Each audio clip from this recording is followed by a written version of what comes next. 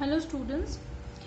कल की जो हमारी क्लास थी उसमें हमने ये हमारा जो दिक्काल अंतराल था या स्पेस टाइम इंटरवल उसको हमने उसके दो केसेस बताए थे। ठीक है, तो स्पेस टाइम इंटरवल होता है कि दो वर्ल्ड पॉइंट के बीच के डिस्टेंस का वर्ग या स्क्वायर जो होता है वो उसका स्पेस टाइम इंटरवल कहलाता है। और ये रियल, इमेजिनरी या जीरो हो सकता है। उस बेसिस पे तीन केसेस होते हैं जिसमें से दो केसेस हम बता चुके थे, यानी कि दो केस थे। जब delta S square greater than zero है तो क्या होगा उसका हमने सब कुछ देख लिया था, कंक्लूजन भी देख लिया था। ठीक है, तो ग्रेटर देन जीरो होगा तो उस कंडीशन में जो स्पेस टाइम इंटरवल है उसको किससे बताया जाता है? टाइम लाइक इंटरवल से। समझ में आ गई? तो स्पेस टाइम इंटरवल यदि वास्तविक होगा यानी कि जीरो से बड़ा होगा तो उस कंडीशन में उसको स्पेस टाइम इंटरवल ना कह करके क्या बोला जाता है? टाइम लाइक इंटरवल, या हिंदी में बोलते हैं समयवत सदिश, समयवत अंतराल, सॉरी। और ऐसे समयवत अंतराल में किन्हीं दो इंसिडेंट को जोड़ने वाला जो सदिश होता है या दो घटनाओं को जोड़ने वाला जो सदिश होता है वो क्या कहलाता है? टाइम लाइक वेक्टर या फिर समयवत सदिश। समझ में आ गई? दूसरा केस था हमारा जब delta S square less than zero, sorry, is equal to zero होता है, यानी कि स्पेस टाइम इंटरवल जीरो हो जाएगा तो क्या होगा? जीरो हो जाएगा तो जो वेलोसिटी ऑफ लाइट है वो इक्वल हो जाएगी किसके? वेलोसिटी ऑफ पार्टिकल के। तो इस केस में जो पार्टिकल है उसकी वेलोसिटी ऑफ लाइट के इक्वल हो जाएगी। तो ऐसे इंटरवल को नाम दिया गया लाइट लाइक इंटरवल। और लाइट लाइक इंटरवल में किन्हीं दो इंसिडेंट को जोड़ने वाले सदिश को क्या नाम दिया गया? लाइट लाइक वेक्टर या फिर प्रकाशवत सदिश। क्या बोला गया? प्रकाशवत सदिश। समझ में आ गई बात को? वो था समयवत सदिश और यह है प्रकाशवत सदिश। आज हम तीसरा केस देखेंगे, यानी कि जब डेल्टा एस स्क्वायर क्या हो? लेस देन जीरो हो। ठीक है, समझ में आ गई बात आपको? तो इसको अब क्या बोलोगे? Space time interval is less than zero. समझ में आ गई? लेस देन जीरो होने का मतलब यह है कि काल्पनिक होगा। ठीक है, लेस देन जीरो होने का क्या मतलब है? कि काल्पनिक। अभी देखना आपके कैसे काल्पनिक होगा। भाई डेल्टा एस स्क्वायर आपका क्या था? डेल्टा आपका एस स्क्वायर था C square T two minus T one का whole square minus X two minus X one का होल स्क्वायर, है ना, इसको मैं ब्रैकेट में रख रही हूँ, plus Y two minus Y one का whole square plus Z two minus Z one का whole square. Less than zero इसका मतलब क्या है? इसका मतलब ये हो जाएगा आपका कि जो नेगेटिव वाली क्वांटिटी है वो आपकी ज्यादा हो जाएगी। जीरो से छोटे होने का मतलब ये है कि जो रिजल्ट आएगा वो नेगेटिव में आएगा। यही तो मतलब है। ठीक है, अब ये पूरी की पूरी क्वांटिटी आप उधर लेकर के जाओगे तो ज्यादा कौन है? C square T two minus T one का whole square is less than X two minus X one का whole square plus Y two minus Y one का whole square plus Z two minus Z one का whole square. बात समझ में आ रही है आपकी? तो ये वाली चीज तो होगी कम, यानी कि ये तो होगी कम और ये होगी ज्यादा। अगर ये ज्यादा होगी तो आपका जो आंसर आएगा वो नेगेटिव में आएगा। ठीक है,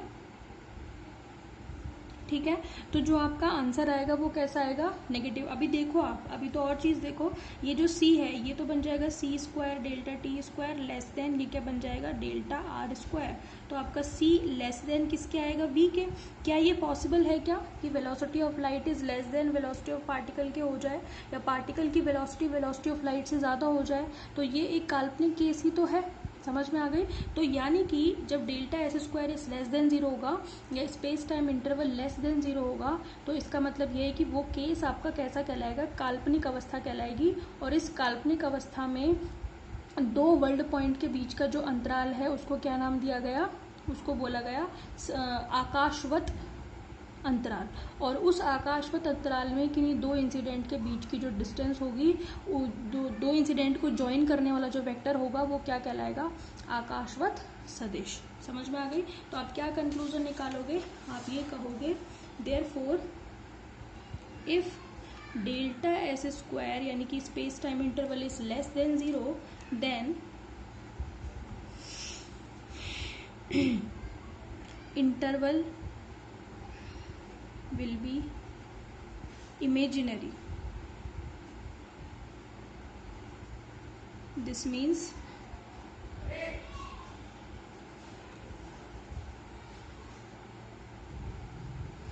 space time interval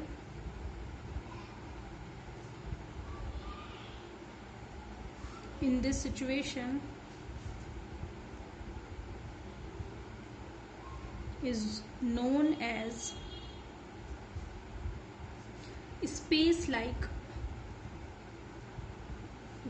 interval. क्या कहलाता है? स्पेस लाइक का मतलब क्या है? आकाशवत. ठीक है. और क्या कहोगे? Therefore the vector joining two incidents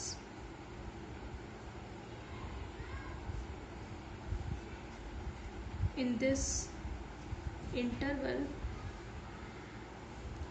is said to be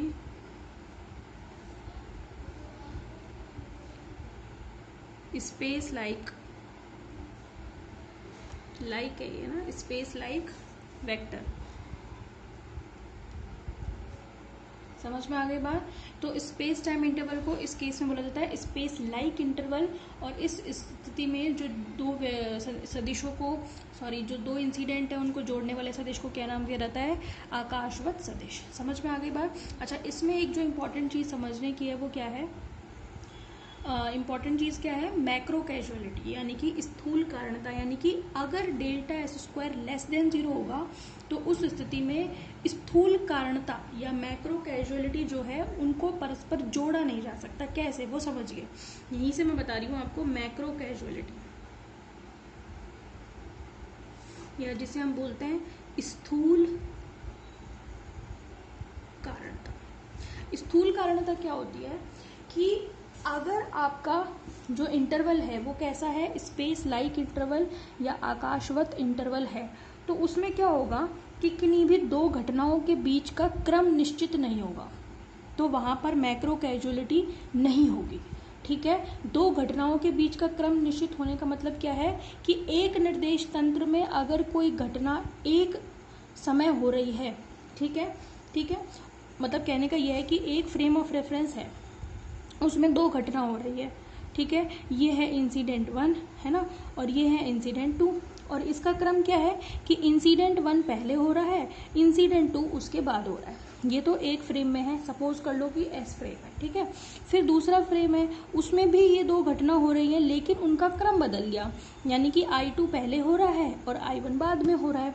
ठीक है. तो जब मैक्रो कैजुअलिटी पॉसिबल नहीं होगी या जब काल्पनिक अंतराल होगा या आकाशवत अंतराल होगा या delta S square less then 0 होगा, तो वहां किन्हीं दो घटनाओं के बीच का क्रम फिक्स नहीं होता. कोई भी घटना किसी भी फ्रेम ऑफ रेफरेंस में किसी से भी पहले या किसी से भी बाद में हो सकती है. जैसे फॉर एग्जाम्पल से आपको और अच्छा समझ में आएगा. एग्जाम्पल क्या हो सकता है कि आपको पता है बंदूक से जब गोली निकलती है, ठीक है, मतलब मैंने बंदूक से गोली चलाई, तो होगा क्या कि पहले मैं ट्रिगर दबाऊंगी, ठीक है, गोली निकलेगी और उसके बाद वो टारगेट को हिट करेगी. ये तो किस में हुआ? एस फ्रेम में. यानी कि पहले मैंने गोली चलाई, ये मैंने ट्रिगर दबाया और ये टारगेट पर लगी. ठीक है. तो पहला इंसिडेंट क्या था? ट्रिगर का दबाना. और दूसरा इंसिडेंट क्या था? टारगेट को हिट करना. समझ में आ गई बात? लेकिन दूसरे फ्रेम ऑफ रेफरेंस में दिस मे बी पॉसिबल कि टारगेट को पहले हिट हो जाए और ट्रिगर बाद में दबे. ये कब पॉसिबल है? मैं क्या बोल रही हूँ कि मैक्रो कैजुअलिटी तब होगी जब आपका अंतराल कैसा होगा? काल्पनिक होगा. तो ये तो कल्पना में ही संभव है भाई. क्या वास्तविकता में ये संभव है कि टारगेट को गोली पहले हिट कर जाए और ट्रिगर बाद में दबाओ आप? ये तो पॉसिबल ही नहीं है. टारगेट पर किसी भी चीज़ को या गोली को हिट कराने के लिए ट्रिगर तो दबाना पड़ेगा ना. ठीक है. तो मैक्रो कैजुअलिटी कहाँ पॉसिबल नहीं है? यानी कि घटनाओं के बीच का क्रम निश्चित कहाँ नहीं होता? काल्पनिक अंतराल या आकाशवत अंतराल में. समझ में आ गई? लेकिन जब हमने पढ़ा था delta S square greater than zero, जो कि वास्तविक अंतराल था, वहाँ मैक्रो कैजुअलिटी पॉसिबल होती है, यानी कि किन्हीं भी दो इंसिडेंट के बीच का क्रम निश्चित होता है। एक फ्रेम ऑफ रेफरेंस में जो क्रम है, दूसरे फ्रेम ऑफ रेफरेंस में भी वही क्रम होगा। ये पॉसिबल नहीं है कि वहाँ टारगेट को पहले हिट हो जाए और ट्रिगर बाद में दबे। ठीक है, तो काल्पनिक जो अंतराल है उसमें सिर्फ कल्पना में ही चीज़ें हो सकती हैं, वास्तविकता में नहीं। लेकिन वास्तविक अंतराल में, यानी कि ये जो हमारा था टाइम लाइक, ठीक है, ये कौन सा था हमारा टाइम लाइक, या जैसे हमने बोला था समयवत सदिश, ठीक है, उसमें मैक्रो कैजुअलिटी पॉसिबल होती है, यानी कि घटनाओं के बीच का क्रम निश्चित होता है। एक फ्रेम ऑफ रेफरेंस में कोई घटना पहले हो रही है तो दूसरे में भी वो पहले ही होगी और दूसरी बाद में ही होगी। बात समझ में आ गई? मैक्रो कैजुअलिटी क्या होती है? घटनाओं के बीच का क्रम निश्चित होना। समझ में आ गई? तो आप क्या कहोगे? मैक्रो कैजुअलिटी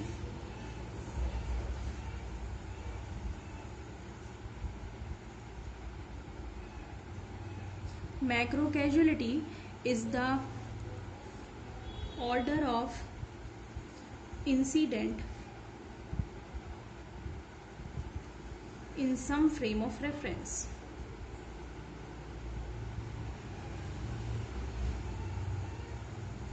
समझ में आ गई? आप इसमें क्या बताओगे कि मैक्रो कैजुअलिटी क्या है? This is the order of incident in some frame of reference, यानी कि किसी निर्देश तंत्र में घटनाओं के बीच का क्रम फिक्स होना, वो क्या कहलाएगा? घटनाओं के बीच का क्रम होना, वो क्या कहलाती है? स्थूल कारणता। फिर आप क्या कहोगे? इन space like interval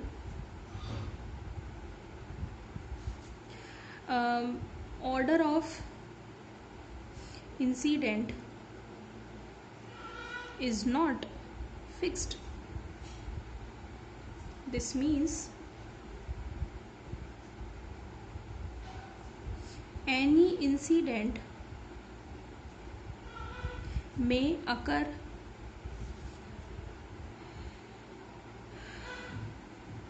with any order in S and S dash frames. ठीक है, कोई भी इंसिडेंट किसी भी क्रम में हो सकता है, किसमें? किसी भी फ्रेम S और S डैश में। बात समझ में आ गई? दिस मीन्स, इसको ऐसे कहो, और we can say macro causality is not possible in space like interval. समझ में आ गई? तो ये समझ में आ गया मैक्रो कैजुअलिटी क्या है। ठीक है, जो स्पेस लाइक है या आकाशवत आपका इंटरवल है, उसमें घटनाओं के बीच का क्रम निश्चित नहीं होता। कोई भी घटना किसी भी समय किसी भी फ्रेम ऑफ रेफरेंस में किसी भी क्रम में हो सकती है। समझ में आ गई? यानी कि घटनाओं के बीच में स्थूल कारणता उपस्थित नहीं होती। समझ में आ गई? तो आप क्या कहोगे? But in a time like interval,